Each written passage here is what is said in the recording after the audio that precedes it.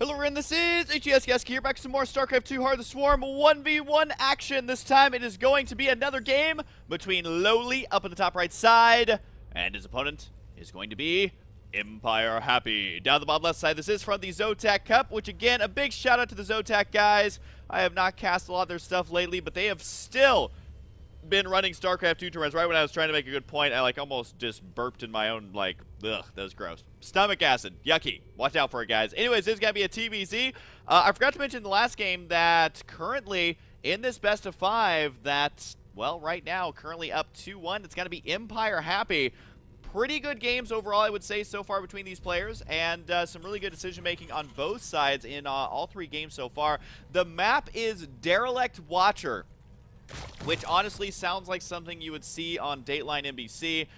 The case of the Derelict Watchers, it sounds like something that's really, I don't know. Why don't you have a seat over there? That's kind of what it reminds me of. But regardless, Derelict Watcher, like what the hell is a Derelict Watcher, and why is it the name of this map? I honestly do not know, but for now, TVZ, man. TVZ, always super fun, so let's get ready to rumble. I would not be a very good boxing announcer. I just learned that today.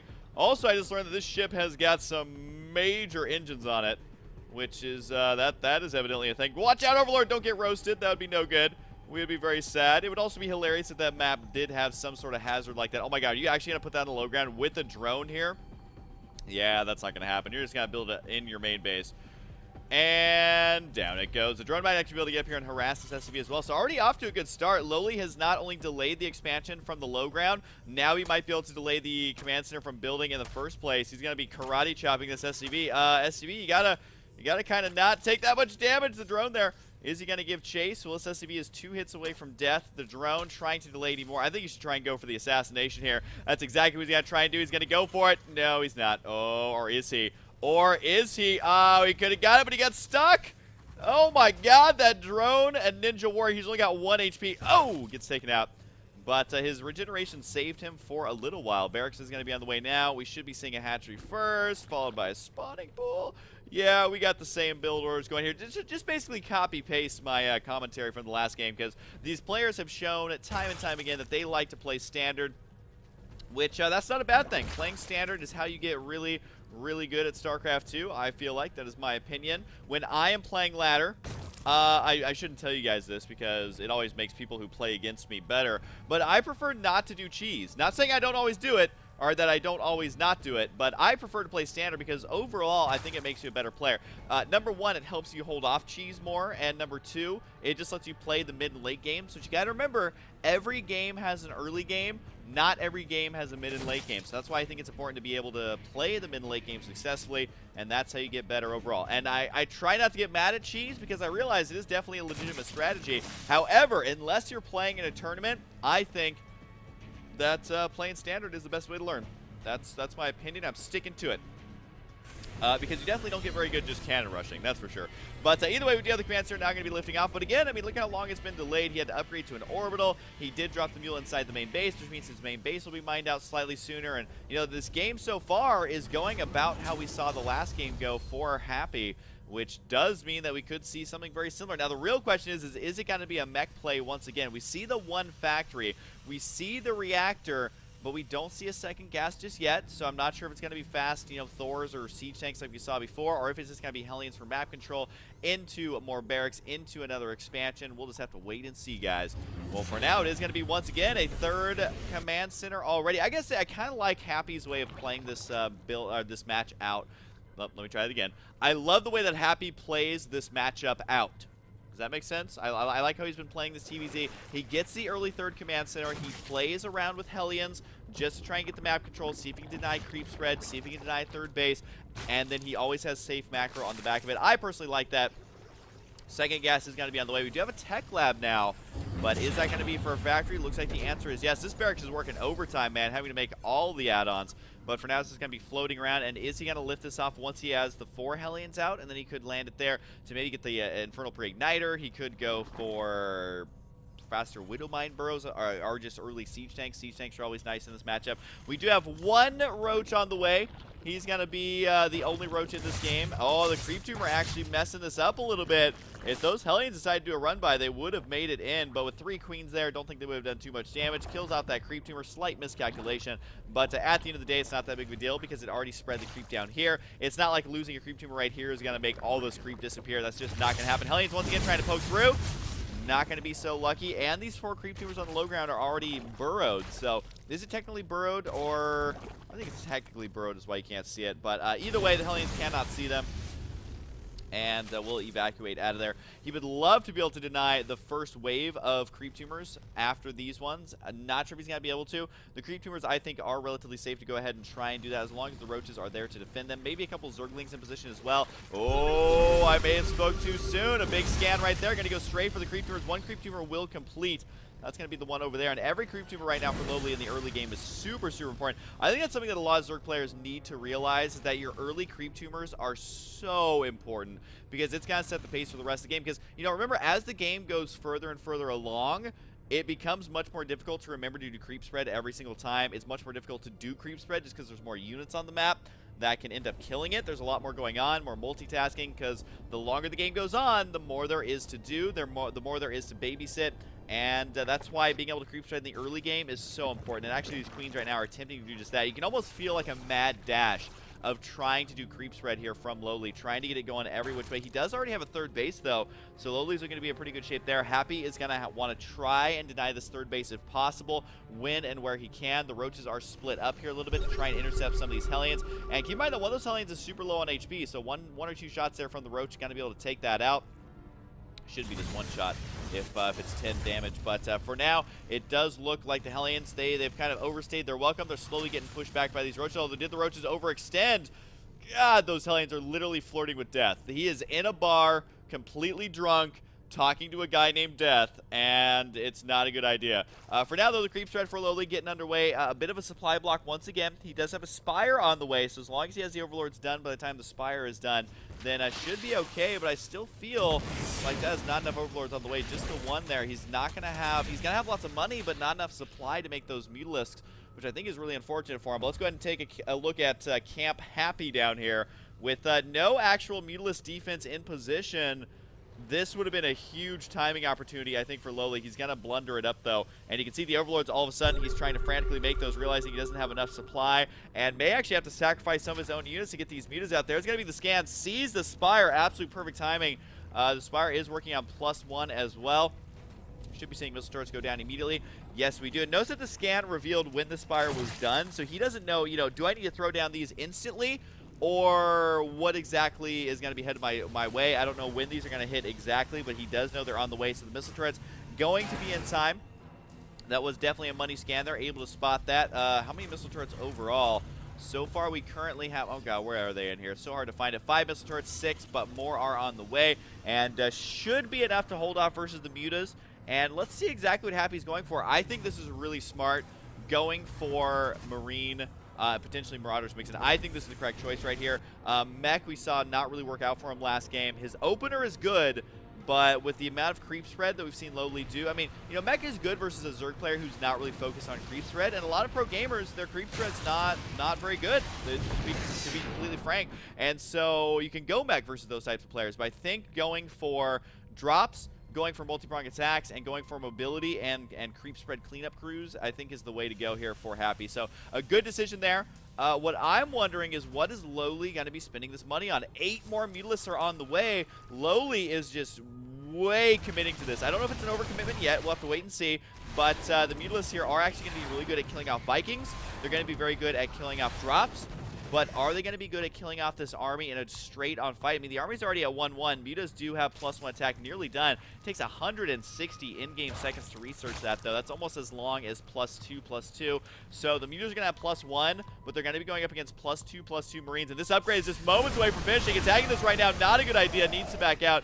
That upgrade did finish and would have taken place in that battle. Zerglings, though, mixed in. Might be enough to turn the tide. Some of the Mutas getting taken out. One Muta goes down. Another one goes down as well.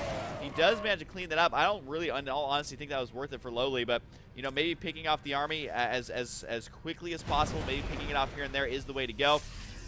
The Mia is going to attempt to harass right now. And I want to say, Lowely's got good supply. He's got a 4th base on the way. It's actually just now done. Drones have transferred over. And the creep threat is looking top-notch. But I feel like without Banelings right now, this army's going to be quite vulnerable. So he does have Baneling speed on the way, which is good. And maybe he can prove me wrong here by starting to morph in some Banelings. But we'll have to wait and see. There's some Banelings on the way here. He does have drones and gas. Needs to get these drones and gas as well. He does manage to. And at this point, a relatively even game. I still like Happy's build here with the +2 and the Widow Mines mixed in, but at the same time, Lowely's army is starting to look quite terrifying, especially with this creep threat, especially with this Mutalisk being loose on the map. Oh, he's going to get the reactor right here. This is huge. Reactors are such a pain to recreate, and he does have to throw it down, but that means less medevacs, less Vikings, less drops, less of everything. The Widow Mines here, though, ready to go. And they're going to march right up in here. There's the big scan, realizing that there's no army up here, so that means he can set up these Widow Mines, which is a big, big deal. He has researched the needle nose pliers, which means that he can burrow these much quicker. Zerg is over here trying to activate the mines. Unfortunately, no money hits there on that army. The army for Lowely is terrifying. The Mutas don't want to join in on this battle, don't want to go in there too preemptively, especially the Widow Mines. That's exactly why. Big hits right there. Oh, God, this is a massacre of this Zerg army.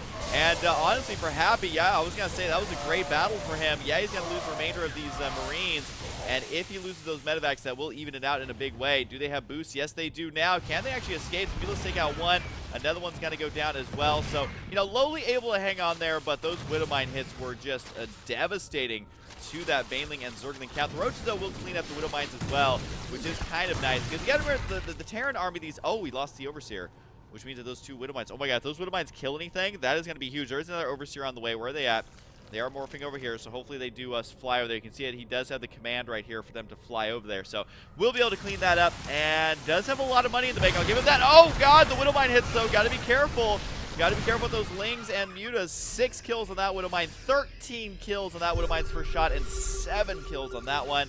He looks away for 1 second. Oh, God, this is not going to be good. This is not going to be good for Lowely. He's going to go for it, though. I just don't know if these Banelings are connect where they need to. With so many Widow Mines here, it's just going to eat up that army. That is almost as bad, if not worse, than running into a C-Tank line backs all the way up to his defensive tank position here. That tank's up to 9 kills already. Looks like Lowely not going to be able to end the game right here. The Overseer's like, hey guys, I'm here. There's also a drop up here. Oh my God, Happy is everywhere. Widow Mines over here still getting kills. You can see that those ones were activated. Lowely, that was a blunderous attack. And I think that a lot of Zerg players can relate to this feeling, because what happens now is the creep cleanup crew, like I was talking about before. He could continue to scan here, push his creep all the way back to that natural 3rd base. Plus, he killed off the 4th base here. He may not. Oh, okay, is he going to scan here? He's got to start cleaning up the creep there. There he goes. He's going to be able to get most creep tumors. This creep tumor will survive. That creep tumor is actually very, very important here. But the more he pushes his creep back, the worse it is for Lowely, because he needs that creep threat to be able to deny those drops. He's got a lot of money. He's still got quite a bit of gas, and he does still have a decent supply right now. But I don't think losing that 4th base is really acceptable, because guess what? A 4th base already done for Happy. It's just now starting to mine. I mean, you can see the 1,500 resources here. But at the same time, this is where Happy is going to be hitting his stride. This is very similar to the last game, where Lowely started to hit his stride. Everything started to fall into place. The battles went in his favor, but not looking that great. I mean, with this many Widow Mines spread out versus Zerg, oh, this is just so painful for a Zerg player to have to try and deal with this right now. Even the Queen goes down, manages to puke that larva on the hatchery before she dies, but at the same time, the Widow Mine spread is just absurd here. And it's going to be tough for Lowely to deal with. Oh, those Banelings are so dead if they get hit by those Widow Mines. It looks like Mutilus trying to engage right now, but the Widow Mines are too great. This is almost beautiful for Terran right here to watch. I mean, look at this Widow Mine spread. This is absolutely ridiculous. How do you deal with this as Zerg? I mean, a lot of times we've seen players in previous games lose Widow Mines to Banelings. Not the case. If they are this far spread out, the attention to detail from Happy right here is just methodical, and I think this is exactly how you have to play this matchup, pushing the creep threat even further and further back. He hasn't managed to kill every single creep tumor, and what that means is that the creep threat isn't fully receding here, but he's getting closer to it. If he starts killing off like these ones right here, that's where the creep's really going to start receding. But you can see some of the creep is starting to fall back just a little bit here, which is not good for Lowely. The attack over here, just 3 Marines might be able to kill off this whole hatchery. One of the Marines doesn't even care. He's like, no, we got this.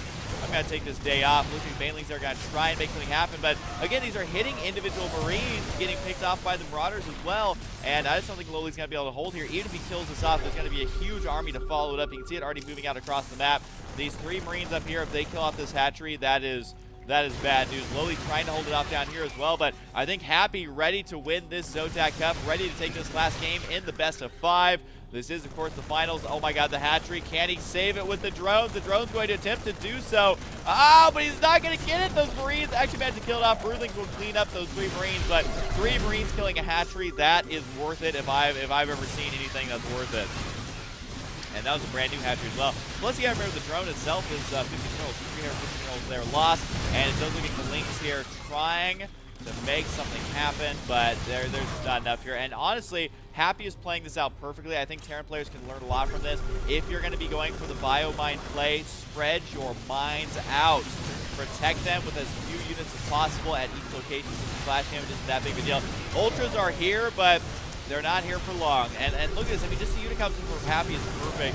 The Widow Mines have served their purpose. Now it's going to be mass Marauder production from here on out. You can see 4 Marauders are on the way. And Lowly, he's got to clean this up. He's got to hang on. But at what cost? A lot. That is what, 22,000 resources lost to 14,000.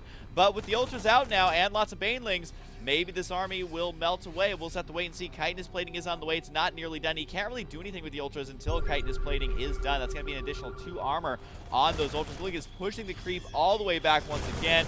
And if he kills that tumor as well, that's huge. It is, because that means now all of this creep is going to start pushing on back. The drop's going to be moving out.